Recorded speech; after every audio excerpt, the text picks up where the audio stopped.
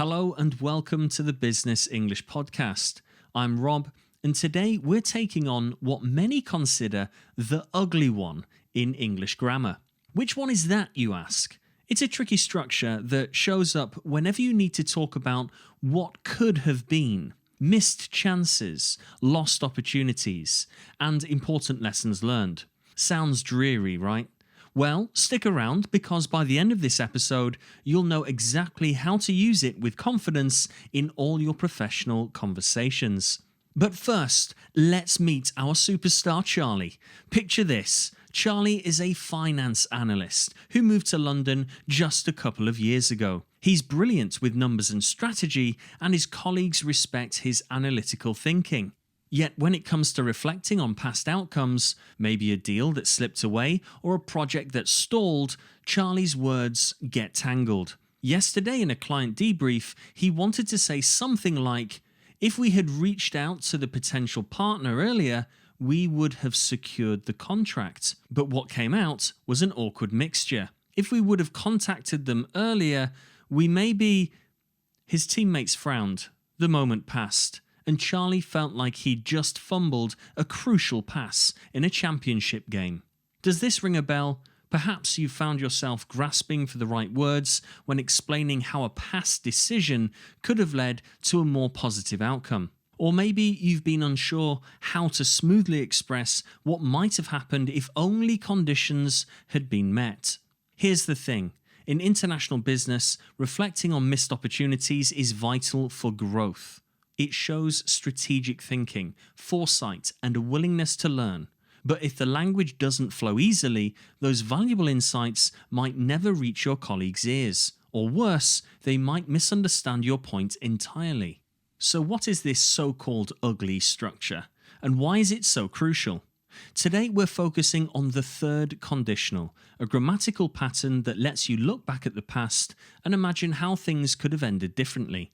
Mastering it will help you sound more articulate and composed when analysing past results with your team, writing post-project reports, or steering important client discussions about why certain targets were missed. By the end of this episode, you'll know exactly how to form the third conditional, and you'll have some phrases ready to go. We'll also look at the most common pitfalls, so you don't end up sounding unnatural or unprofessional. And here's a hint. Once you get comfortable with the third conditional, you'll discover a powerful tool to raise your credibility and influence in any English-speaking work environment.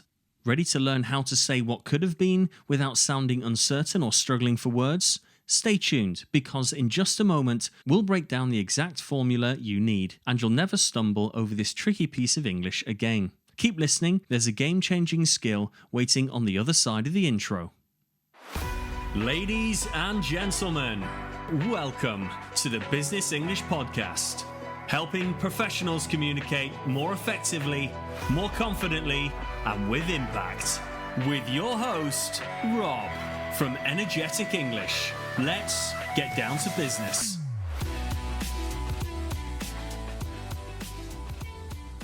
Let's get into why this skill, the third conditional, is so important in a business context. There's a reason many English language learners skip it at first. It's not exactly intuitive, and it often sits on a to-do list somewhere behind improve small talk or learn industry-specific vocabulary. But here's the catch. Once you understand and own the third conditional, you'll have a powerful tool for strategic communication that sets you apart in meetings, presentations, and client negotiations. Think about it. How often do you need to explain why something didn't turn out as planned? In business, that's practically a daily occurrence. Maybe a project didn't meet its deadline, or a sales pitch fell flat. Perhaps a key partnership slipped through your fingers, or an internal process got delayed, causing a domino effect of missed opportunities. When you want to say, "We would have reached our target if we had adjusted our strategy," you need a precise professional way to articulate it. That's where the third conditional shines. Let's look at a few scenarios. Post-project reviews.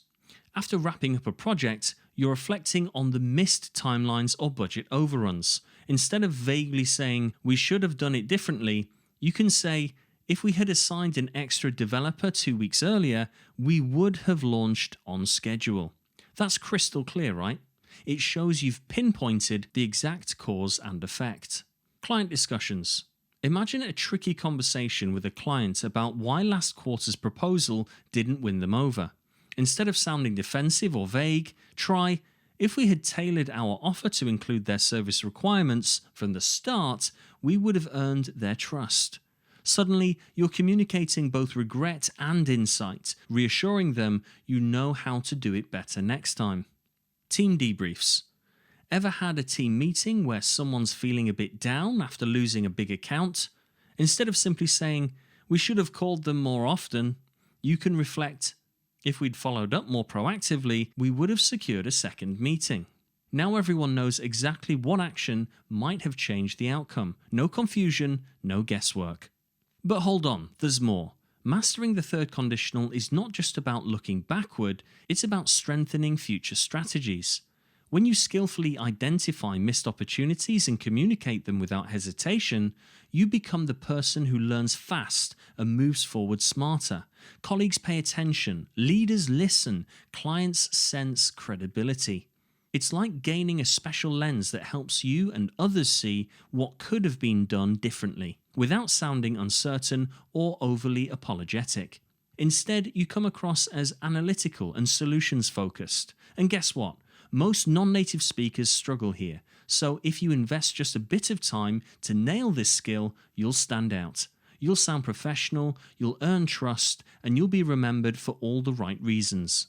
And here's a thought. If you can handle these if-then, what-if statements with ease, what else might become easier? What other conversations could you navigate with newfound confidence? Keep listening, because next we'll break down exactly how to form the third conditional so it flows off your tongue effortlessly. Stay tuned, the secret formula is just ahead.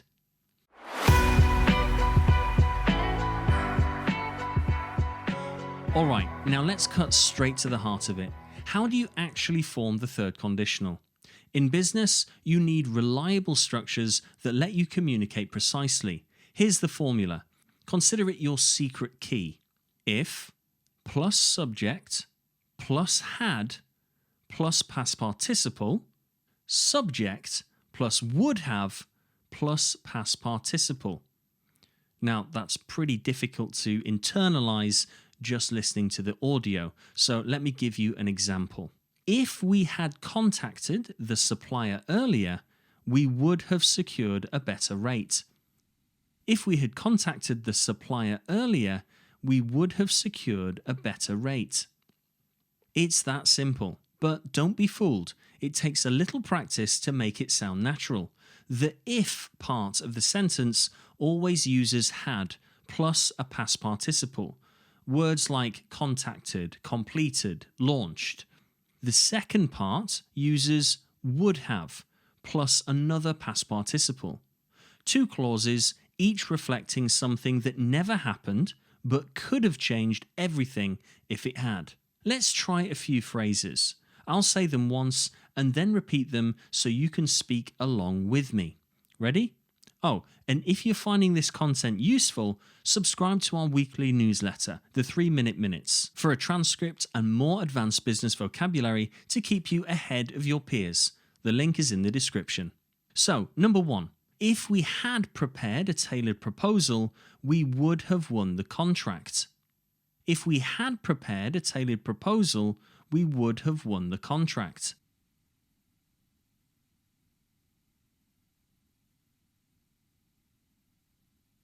Two, if I had known the client's budget constraints, I would have adjusted the offer.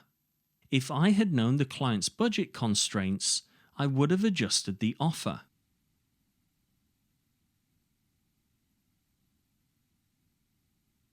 Three, if our team had launched earlier, we would have cornered the market. If our team had launched earlier, we would have cornered the market.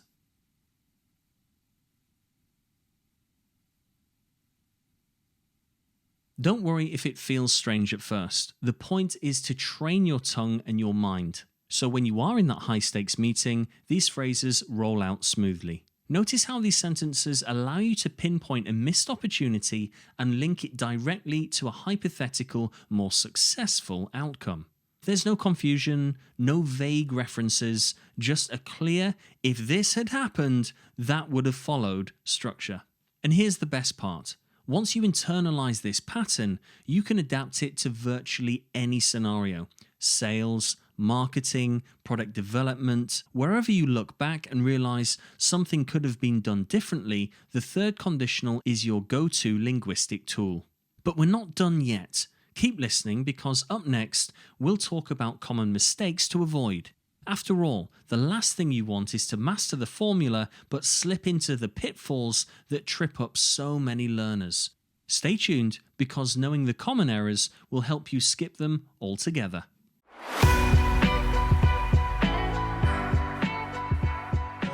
Now that we've nailed the structure of the third conditional, let's talk about the common errors that can derail your polished professional image. Because here's the thing.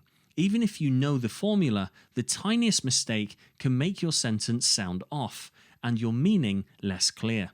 Now, a big one. Mixing up the tenses. It's surprisingly common. You might catch yourself saying, if we would have contacted the client earlier, but hold on, that's not right. The correct form should be, if we had contacted the client earlier. You see, in that if part, you must use had plus a past participle, not would have. That comes later in the second clause, the second part of that sentence. And this happens every time. Think of it like a pair of puzzle pieces. The first piece, if we had, and the second piece, we would have. No swapping them around. Another common slip-up is forgetting the past participle form altogether and slipping back into the simple past. For instance, if we had called the vendor, whoops, you mean if we had called the vendor. Make sure your participles are locked in. Words like contacted, launched, finalized, prepared, they are the glue that holds the structure together. Here's a tip to make it stick. Slow down and think before you speak. Visualize the sentence as a timeline. You're stepping back into the past event that never actually happened. First, set the scene with had plus past participle. Then deliver your hypothetical outcome with would have plus another past participle. You're essentially drawing a cause and effect picture that never existed, but could have if things had been different. Okay, next we'll wrap up with a recap and explore how to integrate this skill seamlessly into your daily business routines. Because knowing the rule is one thing, making it work for you is another story entirely. Keep listening, the real power lies in what you do with this new skill.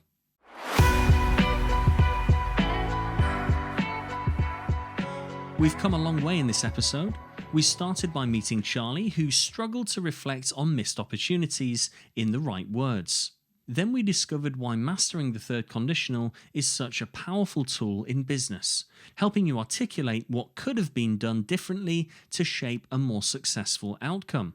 We broke down the structure, practiced key phrases, tackled common errors, and now you know how to avoid those stumbling blocks. But remember, it's not just about knowing the grammar, it's about seamlessly integrating this skill into your everyday work life. Next time you wrap up a challenging project, run a sales debrief, or discuss a past decision with colleagues, bring out that third conditional. Show your team that you're not just pointing out mistakes, you're identifying actionable lessons. Your colleagues, managers, and clients will sense your clarity, your foresight, and your willingness to learn. Over time, this seemingly ugly piece of grammar will become a natural part of your professional voice. And here's a final thought. Now that you've got this tool, what else can you unlock? The world of business English is full of subtle structures and strategies that can elevate your influence. If you're this prepared when discussing hypothetical past events, just imagine how confident you'll sound when tackling other challenging language scenarios. In upcoming episodes, we'll dive deeper, exploring advanced techniques to help you stand out, whether you're pitching a new product, leading a virtual team, or solidifying a cross-border partnership. Stay tuned because there's always another skill waiting to be mastered. Thanks for listening to the Business English Podcast. I'm Rob, and I'm excited you took this step toward more confident communication. Until next time, keep practicing those phrases, keep refining your voice, and of course, keep it strictly business. You have been listening to the Business English Podcast. Remember to subscribe, leave a review, and we'll see you next time.